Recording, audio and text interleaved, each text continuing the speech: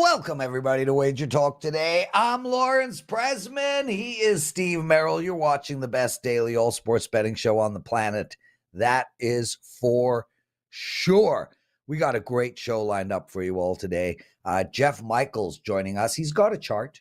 We'll go through it right off the bat, and then we're going to look at some Major League Baseball. San Fran and Oakland game, and the New York Mets and Yankees game. Matt Joseph, long time since he's been with us, but now college football is right around the corner, and Matt is going to talk college football. He's got win-loss bets for us on UVA, NC State, and the Hurricanes. And Dave Sherapan will not be joining us today. He had an emergency situation, some phone call he had to take. No big deal. We love Dave. He gives us his time every Tuesday. And that's it. Steve, what did I miss? What did I miss? Maybe we'll get a guest on for Sherapan. We're reaching out to some Canadians, and we're going to have a What Bettors Learn, which is kind of like the BS segment as well, Prez. I thought we'd do a 2-for-1 on that a little bit later in the show about taking realistic long-term investment approach and not living and dying by short-term results. It's a very important topic during the baseball season, especially with so many games on a daily basis.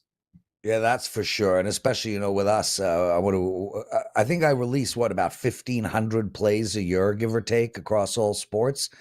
So, you better have a long-term strategy. Guys, in regards, Carm will not be joining us. We did text No Carm, Canadian. but he wrote, just left the house. Anyway, we don't have a BS segment because we don't have any questions. Guys. Need questions. Javier, D-Money, Key, Sean, Chuck, Leg Show, Better Half, David. Let's go, man. Put up in the comment section after the show some questions. We will answer them. I don't care what it's about. You want a poker question, I'll handle it. You got a stock question, I'll find an answer. Crypto question, I'm on it. Sports betting question, no problem. You want to know if the world is flat? I'll even address that. Jeff Michaels, everyone. Jeff, how are you, my friend? It's an honor to be my first $2 Tuesday at Wager Talk, and I'm excited to be here with you guys today, too. Yeah, that is a good point. And we're going to get to it a little later, but it is $2 Tuesday over at Wager Talk. We'll discuss that later on in the segment. Jeff, you have a chart for us. It's a short-term look. You know what? You tell us, because you put it in late, and I'm a little out of it. No, yeah, I thought interesting enough. You guys were talking. Steve, 1 sec. You do it, Steve. Go ahead. Tell us what the chart's about, Merrill.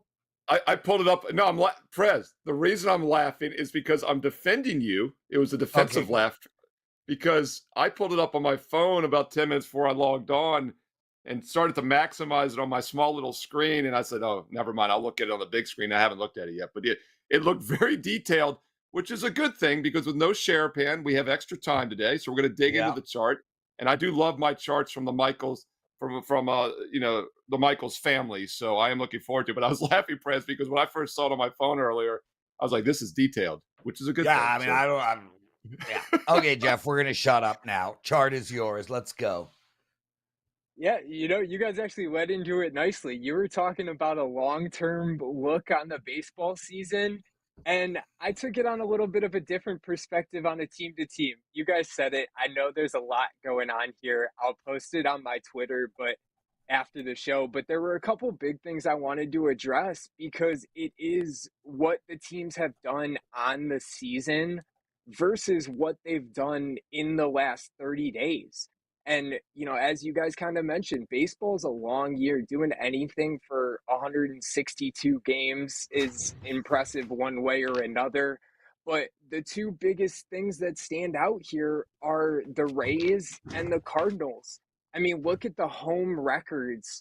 You look at what they've done on the year. Tampa Bay is the most profitable team at home this season. They're 36-18.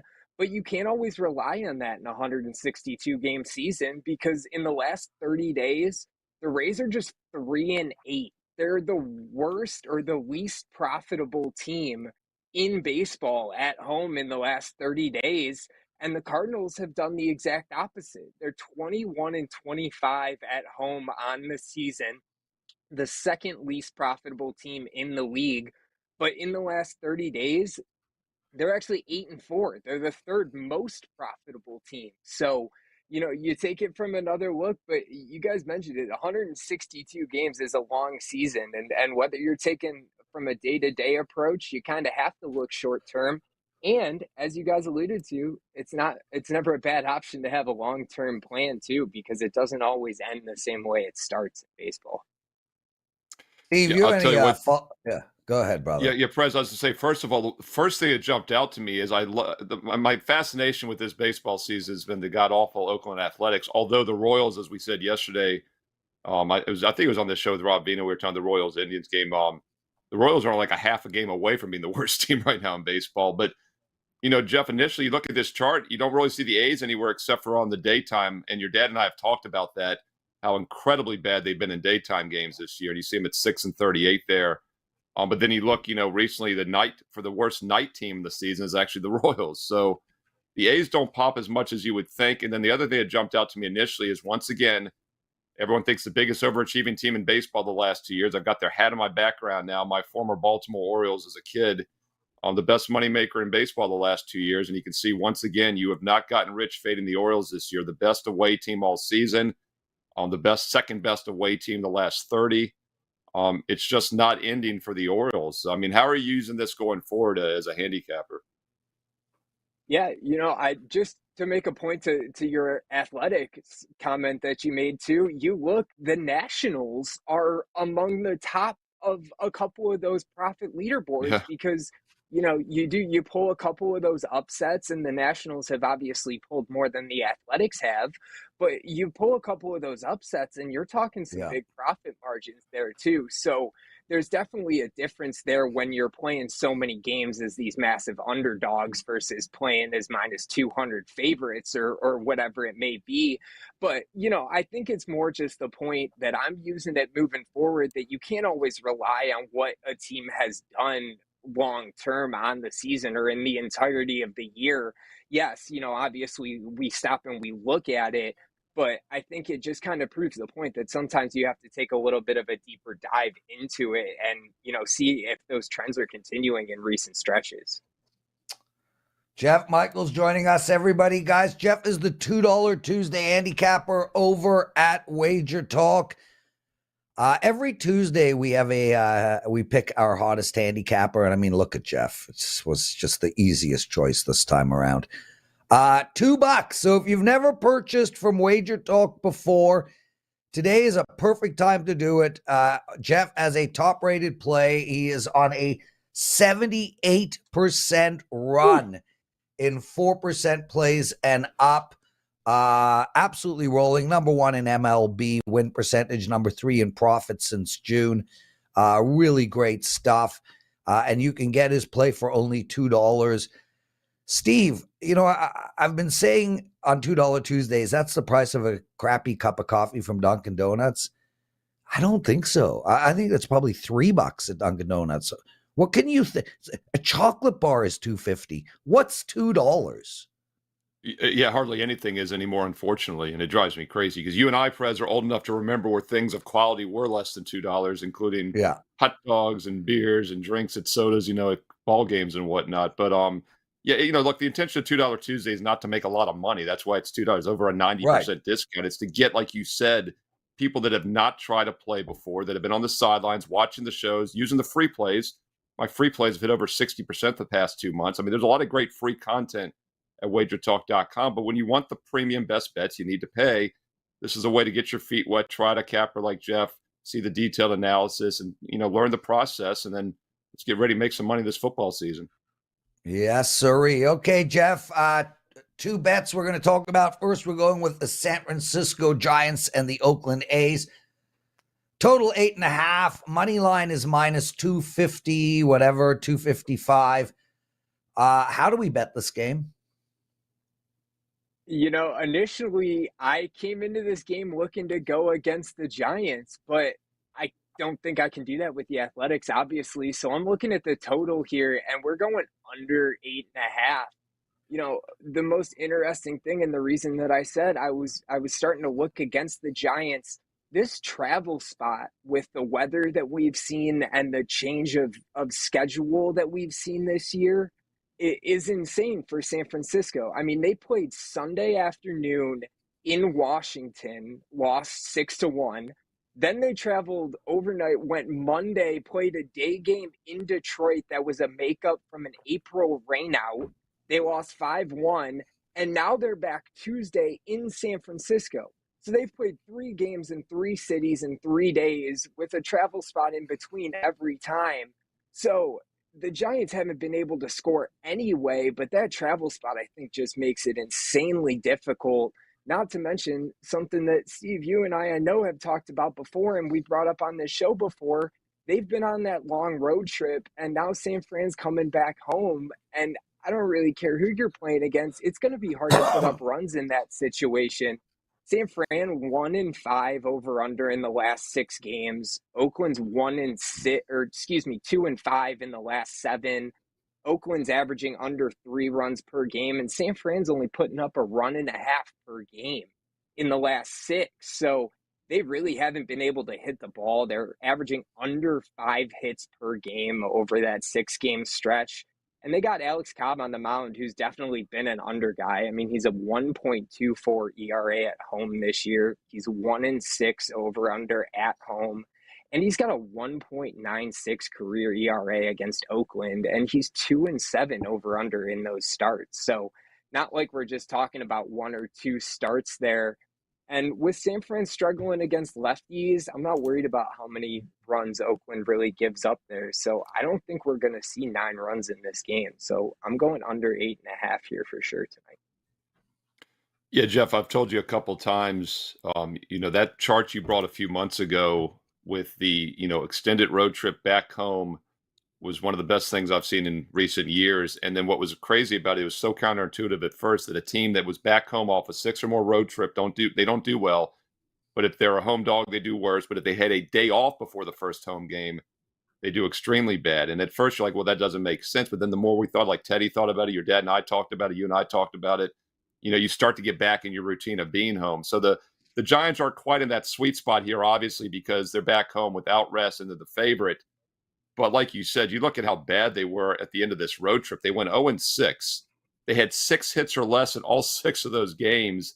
And they had 2 runs or less in 5 of the 6, including 1 run in 4 of those 6 games. So, yeah, I mean, hard to disagree with this one right here. And I'm just going to throw something out to you. I don't know if you've researched this before, but the A's are kind of the opposite spot, right? They've been at home since the All-Star break, and now they're traveling for the first time, but they had yesterday off. So it'd be interesting maybe in a future WagerTalk Today visit here or a baseball show, run that for me and see if the reverse works as well, because, the A's are actually doing the opposite. They've been on an extended home streak, a homestand. Now they're on the road with a day off. Any thoughts on it? Have you ever looked into anything like that? Or, does that something that might be the reverse logic there? I haven't, but that makes sense, especially if you got a day of rest there too, because I would Right. assume that most teams would probably spend that day of rest in your home city. So, I do think it's a little bit different here. Oakland to San Fran isn't too much even of a road trip, Right. but, you got to tune in at 2:00. I'm on first pitch. Maybe I can get you an actual answer by 2:00. There we Sounds go, good. I guys. like Make it. sure to check out First Pitch. It's live today, Jeff. Yep. Yes. Excellent stuff. Why, you on it as well, Merrill? I was on yesterday, and I was going to mention Jeff will be on today to promote, once again, the $2 Tuesday best bet. And he's going to have some different baseball games, right, Jeff? So you're getting a lot of baseball from Jeff today. Basically 4 different games on these 2 shows, plus he's got that strong Nice. $2 best bet. Merrill, do you shave every day? Like, I want to ask, I want you to grow a beard. Grow a beard, man. I've tried that in about 6-7 years ago. It gets itchy fast. You get to that middle stage, you either got to fight through it or shave. It gets itchy, after a week or two. The fight is like I shave 2 every days 4 long. or 5 days, man.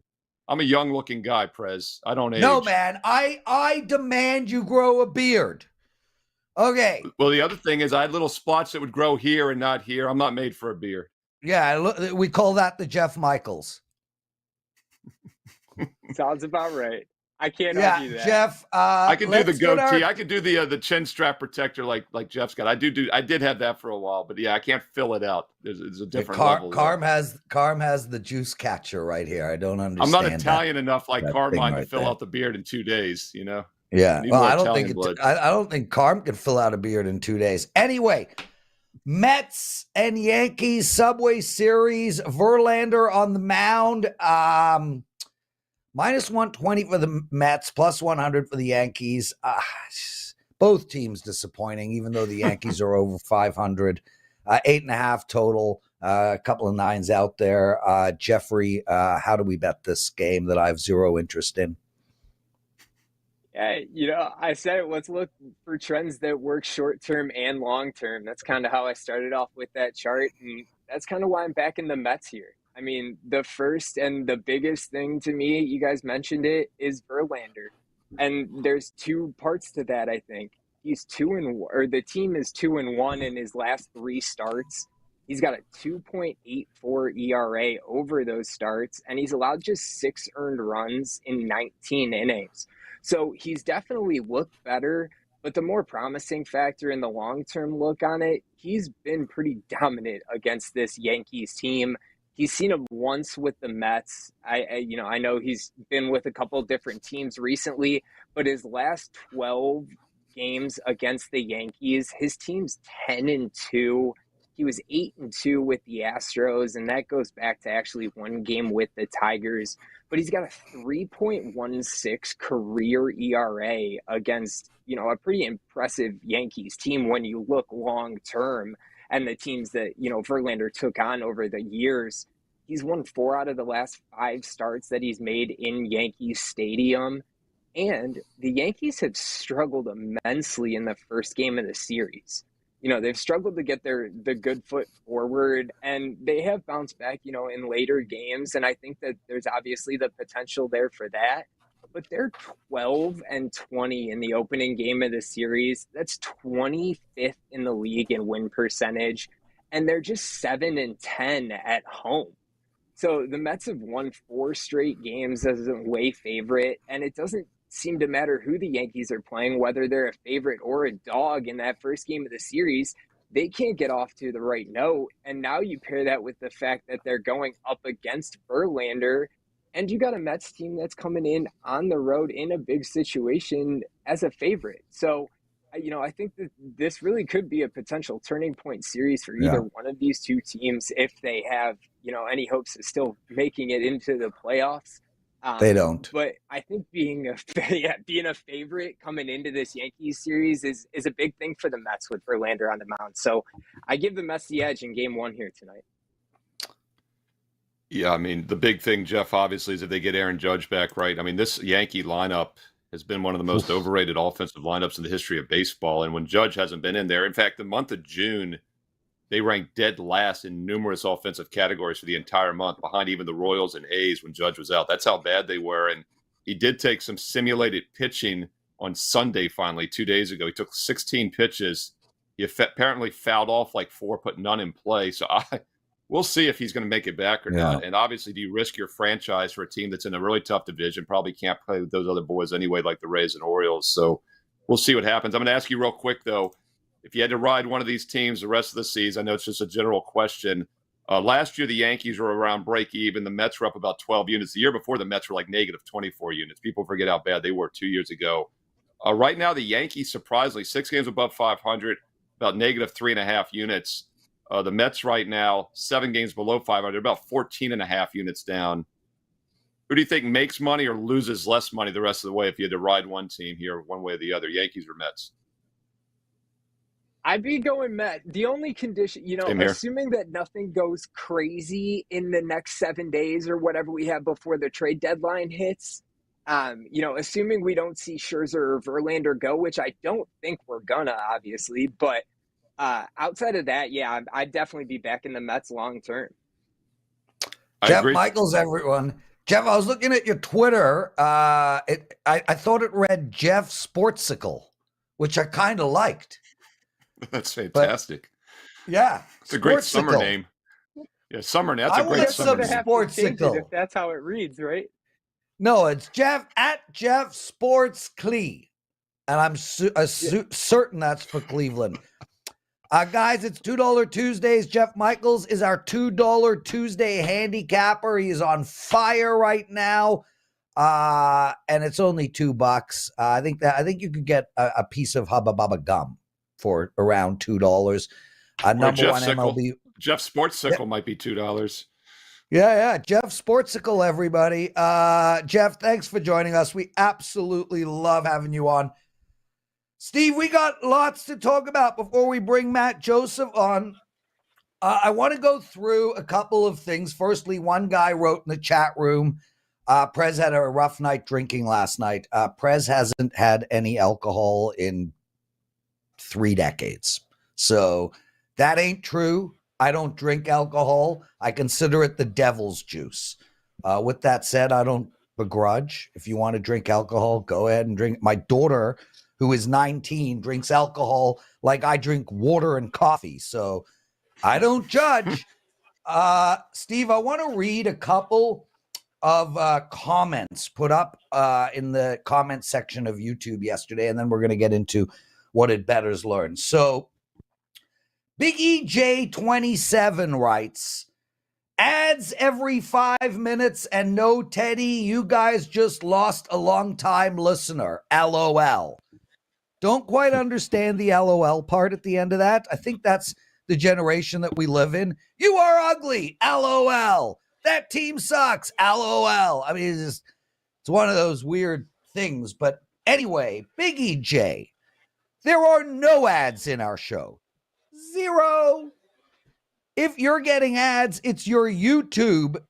It's YouTube that's delivering those ads to you. Why don't you buy the premium service? Then you won't get any ads. That's number one. Number two, why would you begrudge Teddy a vacation? This guy works harder than anybody. I mean, this guy is on every show all year round, and he took like 6 weeks off in the summer. So if we lost you because you're mad at YouTube for delivering you ads and you're mad at Teddy for taking a vacation, so be it. Now, Steve, listen to this. So yesterday we talked about my hatred towards Deshaun Watson and how I think he shouldn't be in the league, et cetera, et cetera, et cetera. We had a bunch of people agree with me, but listen to this doozy. Jerry T writes, hey, Prez, I know you're a Canadian and therefore probably sympathetic to communism and arrests without evidence and closed door trials. But Deshaun Watson has never been charged with a crime. So when you say he should never be allowed to play football again, what are you basing that off of? I don't even know where to, like, did Tucker Carlson, like, go over to his house and have a chat with him? Like, do you guys, Steve, do you guys seriously think that Canadians are sympathetic to communism? We arrest people without evidence and we have closed door trials. Do you, as an American, actually think that? There's a lot of red in that flag. A lot of red in that flag. It makes me nervous. Oh. There is a lot of red in that flag. I've got, what's funny is I've got my American flag court, it's arm's length reach, it's mandatory here in the household. But I got the Canadian flag, as I've told you. I've got a nice one I've had for decades, and I don't know where it is here in the clutter of my office.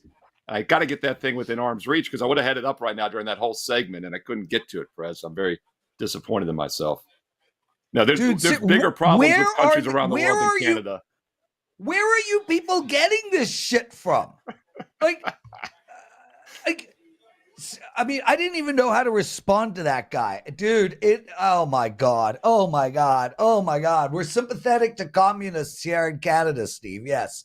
Well, you know what's great about Canada and the U.S. is, yeah, but, we do have a lot of freedom of speech in both countries, and that's why you can ask whatever you want to ask and say whatever you say, and a lot of times, Prez, there is no way to respond to it. That's just the simple truth. I just wanted to read that because it's so damn funny, man. And I appreciate the comment, dude. Super awesome stuff. Okay, so Sports Memo, we every Tuesday, as I said, we have a $2 Tuesday over at WagerTalk. We have a $3 Tuesday over at Sports Memo, where you get two handicappers for $3. Kevin Thomas got a 5% WNBA, and Prop Hub has a top prop play as well. You can literally get that for $3. So for $5, you can get two guys over at Sports Memo and one guy over at Wager Talk, who happens to be Jeff Michaels. Anyway, Steve, we're going to do What Did Bettors Learn? And I'm going to start by saying this.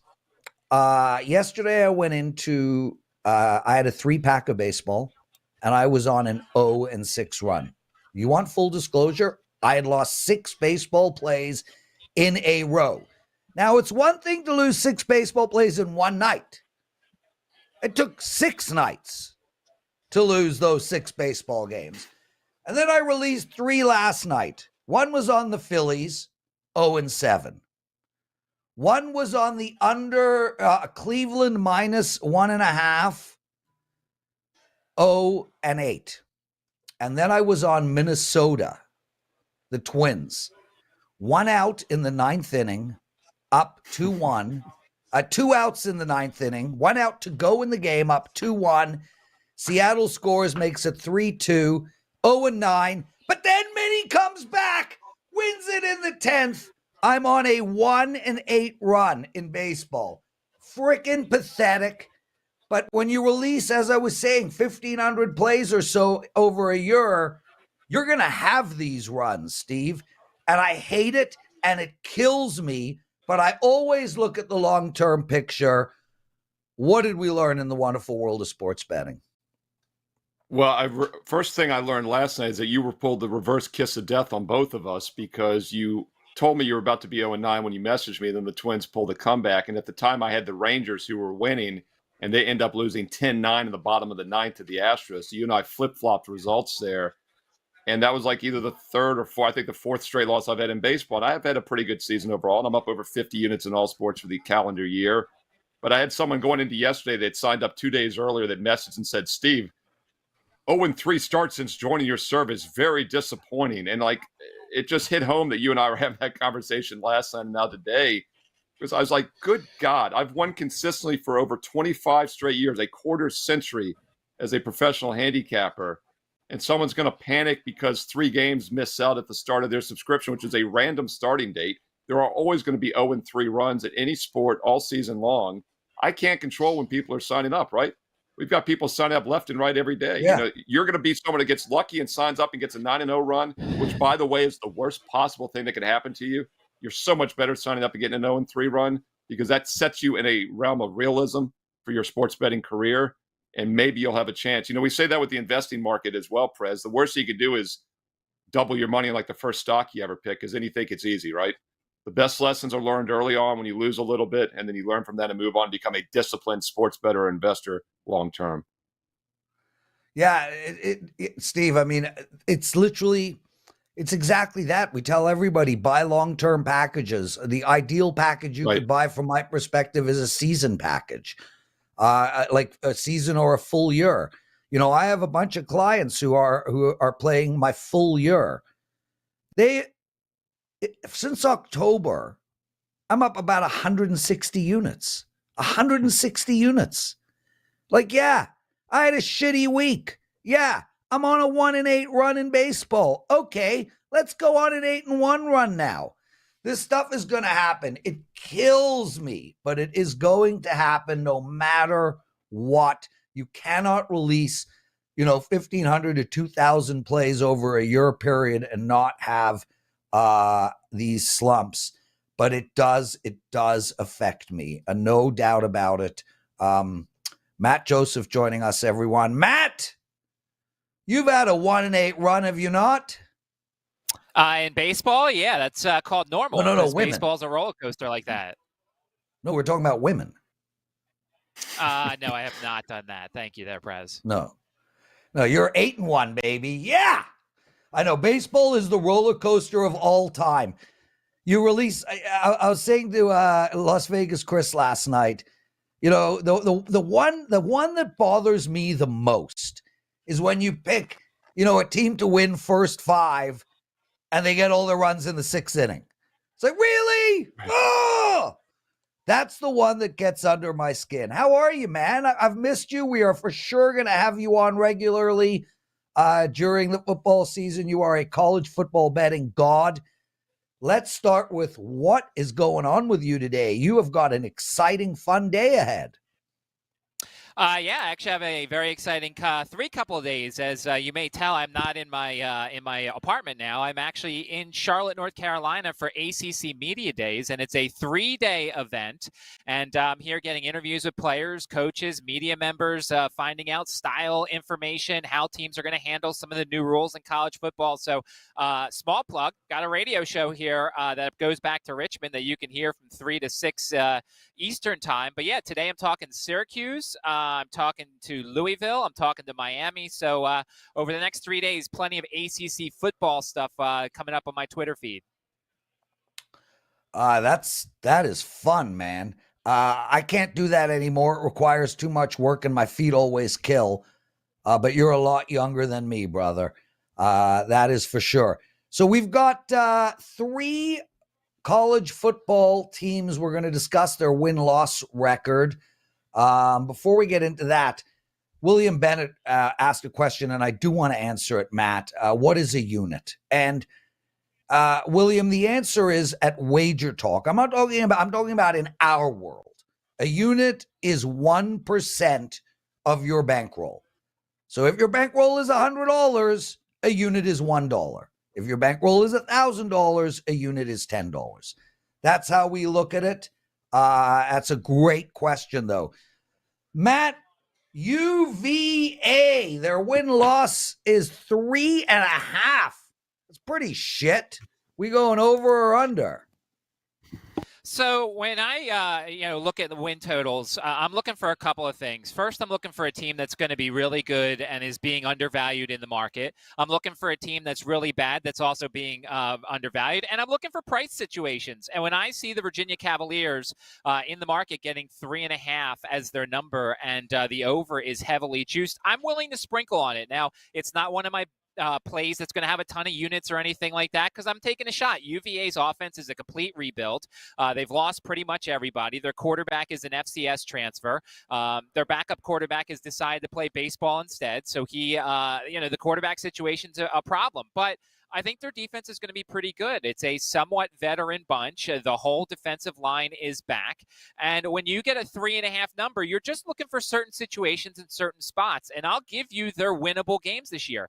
They're hosting JMU in week 2. And when you look at that game, JMU's really good. I love the Dukes. They are the best team in the state, either them or Steve's William & Mary team. But JMU week 2, if Virginia comes out of that Tennessee game relatively healthy, I think there's a shot they can beat James Madison week 2 at home. They get William & Mary a little bit later, the preseason number 1 in the CAA. Usually the FBS teams win those games. It's a toss-up somewhat because William & Mary does have some solid talent. But I can lean to the Cavaliers there. They get Georgia Tech at home. Georgia Tech stinks usually. They get Duke at home. Duke is a win outside of Durham. And then they get Virginia Tech at home, which I think, that game is always a toss-up. So when I look at that and see 5 potential home victories, and you're giving me a 3.5 of the plus price, I think it's worth a sprinkle on the over here because I think they'll get better as the season goes along. Yeah, Matt, you stole my thoughts, man. When I saw you were going to talk UVA season win, I had to ask you about the big William & Mary game. I mean, the Tribe were 5th in the nation in the playoffs last year and then got shellacked, but they got everybody back. You mentioned James Madison. I was talking to this past Sunday, 2 days ago, to a guy's heading back to camp this week in Harrisonburg. They're excited about that season. They actually are not eligible, JMU, to play for the conference championship for another year, which I didn't realize until I was talking to this guy, but they are going to probably have one of the best teams in that conference. So yeah, I mean, this is, a situation. They got to beat those 2 teams and they got to get a couple more wins. When you're playing a season future like this with UVA and you have so few games, they're going to probably make the difference. Do you ever look to hedge on a game by game basis, where you're getting close, you're locked in and maybe 3 wins late in the season there? So I'm not really a hedger. My strategy usually is I don't, especially since this is only a sprinkle bet. If this was a full unit, a couple of units, maybe I would look to hedge as the season goes along. But this is just a speculative play. As I said, look, there's a reason why it's plus money to the over. As I said, their offense could be atrocious this year. They may lose to JMU. They may lose to William and Mary. And then I need all those conference games to go my way, plus something else. So that's why it's just a smaller bet. I just thought that number was ripe for me to kind of take a look at the over there. Matt Joseph, everybody. And Matt, awesome scenery behind you. We just had a woman run fast right past you. He is in his apartment after all. Yeah. Oh, another woman alert. Wow, Matt. Yeah, now we know for sure he's in his apartment. Multiple you. Women there. Yes. There we go. Matt, NC State. They're 6.5. It's minus 140 to the over. Should we be going that way? Yeah, I like the over there. I think if you look at this conference, there's two teams that everybody kind of thinks are the sleeper to get up there with Clemson and Florida State. It's Louisville or it's NC State. Louisville's got a whole new coaching staff. They've got a whole lot of other things that are brand new there. Their number's a little bit higher, and I ironically actually lean to the under with Louisville here. But I'll take a shot with NC State. NC State went out and got Robert Anae, who's their offensive coordinator. He was the offensive coordinator of Virginia 2 years ago. He was awesome with Brennan Armstrong there. We'll get to that in just a second. And then last year, he was the offensive coordinator at Syracuse, and they were awesome there. Garrett Schrader and him really worked out well. And so NC State said, well, it worked two other places in the conference. Let's bring him to Raleigh. And then not only that, they brought Brennan Armstrong to Raleigh. So you've got an offense that's got some solid weapons there. They've got to find some decent players at wide receiver, but I think Brennan Armstrong is going to bounce back. People are really low on him because he did not work well with Tony Elliott's offense last year in Charlottesville, and that's why he transferred. NC State's defense is really good. The best part of NC State's defense is that Peyton Wilson, the linebacker, is coming back into the fold here. He could have gone pro. The one thing that's always a worry when it comes to NC State, there's always that hashtag that's out there, NC State bleep, because they always pull stuff every year. There's games where they'll be favored and they lose. There's games where they should win and they don't. So you're always trying to play a team here that doesn't necessarily have the winning pedigree when it comes to closer games. You look out at conference. They open up at UConn. Should win that game, but there's a chance they lose that game. Then they come home and play Notre Dame at home. That'll be a huge game. I actually think they're the better team there. I'm not as high on Notre Dame as others. They get VMI at home. That's an easy victory. And they get Marshall at home on October 7th. That's an easy victory. They get Clemson at home. They get Miami at home. They get North Carolina at home. They get Louisville at home. Their toughest road trip in conference is Wake Forest. So I think the schedule lines up really nicely for NC State. You can even have a little bit of a buffer if they lose a game that they're not supposed to. 6.5 is a solid number here. I'm taking the over on NC State. Yeah, Matt, I know we're going to get to Miami of Florida in a moment. I'll have Prez ask you about them for a third team total win. But I want to ask big picture. You're at, once again, Matt Joseph, sportsmemo.com. He's live in Charlotte at ACC Media Day. What's the hype there? I mean, a lot of people are saying this is the year that Florida State, or Clemson, I guess better put, Clemson does not win the ACC and that Florida State can pass them. What's the consensus there? Where's the public with that media day? Do more than not think Florida State's going to win this conference this year? So, I think it's Florida State or Clemson. Real teams. There's a couple that might threaten. Of course, Drake May, North Carolina, best quarterback in the conference, that's for sure, and one of the best in the nation. So they're always going to be a threat. But North Carolina's defense was so bad last year. But yeah, it's those two. We have not filled out our polls yet in terms of the preseason order of finish. So I'll be interested to see. I know Florida State will get some first place votes. North Carolina may get a first place vote or two. We are in Charlotte, so there are some homers. Saw UAB got a first place vote in the AAC poll. Guarantee you that's not going to happen. UAB's not winning that conference. But yeah, Florida State and Clemson pretty much the top in this one. Matt Joseph, everybody. Guys, yesterday we had Las Vegas Chris on to talk NFL. He is the number one handicapper at WagerTalk career-wise in NFL. Today we have Matt Joseph talking college football, and he is the number one college football handicapper in both websites, Sports Memo and WagerTalk.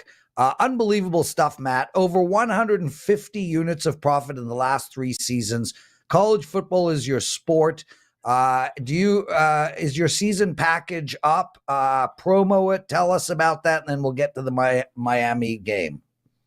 Yeah, $200 discount. And the one caveat I'll say is, a lot of my plays are team totals or involved with first quarter plays, first half plays, things like that. So I don't do a lot of sides and totals, just straight sides and totals. I'm more isolating on the team or so. So make sure your book has team totals before you join, because as I've looked, about at least half of my plays are in that market, because I think it's an exploitable thing. Why worry about the other team when it comes to a side or a total? I just need one offense to do really well or one defense to do really well. But yeah, $200 discount. You can find it on my page at sportsmemo.com.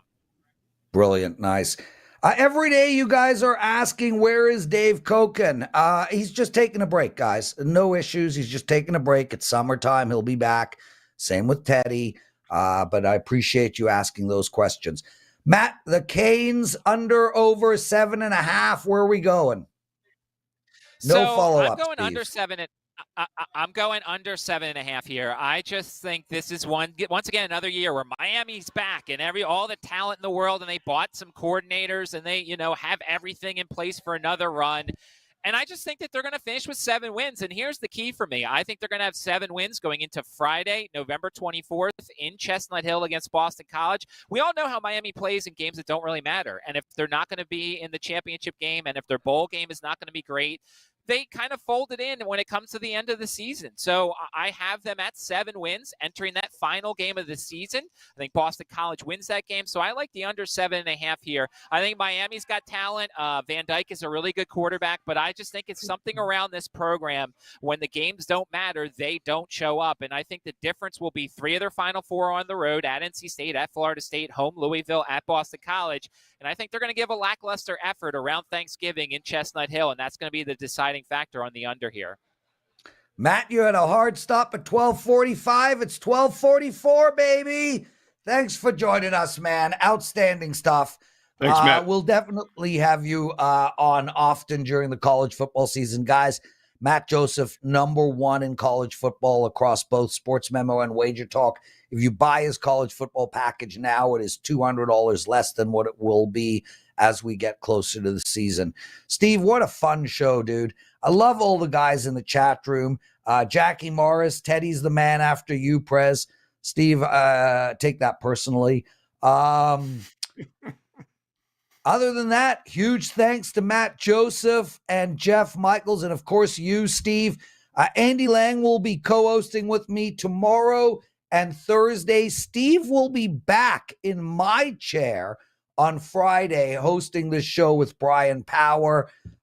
Really appreciate all of you guys logging on. Please hit that like button. Please subscribe to our channel and check out First Pitch, 2 p.m. Eastern live on Wager Talk TV. Thanks, everyone. See you tomorrow.